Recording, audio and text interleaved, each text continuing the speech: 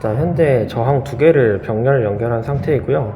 전원 장치에서 약 2.5에서 2.6V, 2.7V 정도의 전압을 걸어주고 있는 상황입니다.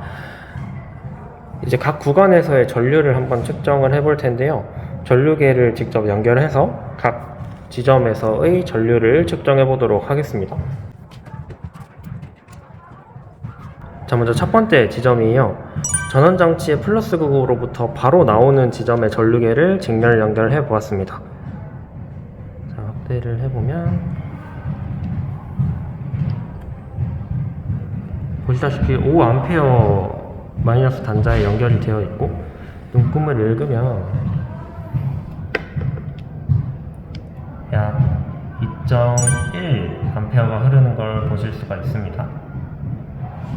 자, 다음은 첫 번째 저 위쪽에 있는 저항에 흐르는 이 부분의 전류를 측정해 보도록 할게요. 자, 첫 번째 위쪽 저항에 흐르는 전류는 마찬가지로 5A에 연결을 했고, 확대를 해보면 약 1.7에서 8 사이 정도의 암페어가 나오는 걸 볼 수 있네요. 1.75 정도라고 볼게요. 자, 다음은 이번에는 이 아래쪽에 있는 저항에 흐르는 이 부분의 전류를 측정해 보도록 하겠습니다.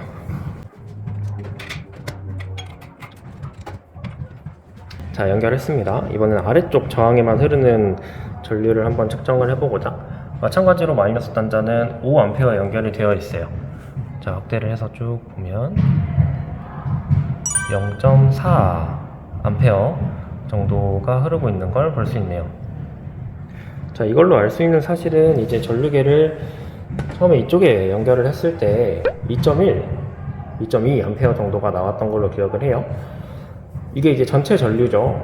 근데 이제 전류가 지금 제가 손가락으로 가리키고 있는 이 부분에서 하나는 위쪽 저항으로, 하나는 아래쪽 저항으로 나뉘어 들어가기 때문에 위쪽 저항으로 나뉘어 들어가는 부분의 전류를 이렇게 전류계를 연결을 해서 측정을 했더니 이제 1.7에서 8A 정도가 나왔고요.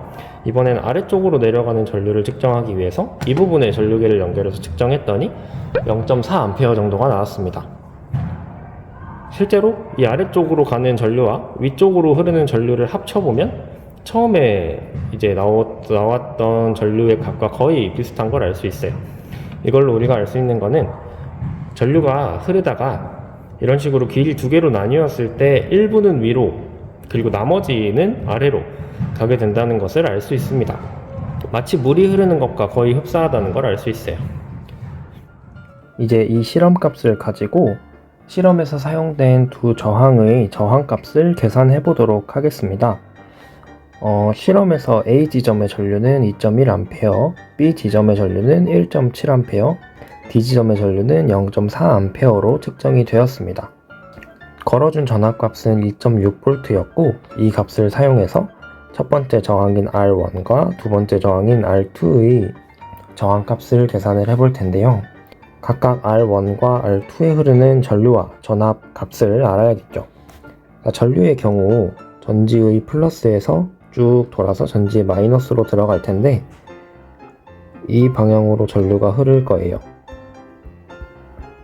흐를 때 지금 갈래길이 나오게 되고 갈래길에서 일부는 저항 첫 번째 걸로 일부는 저항 두 번째 걸로 이동을 하게 됩니다. 그래서 저항 첫 번째 거에는 1.7A 만큼의 전류가 지나갔고 측정상 그랬죠.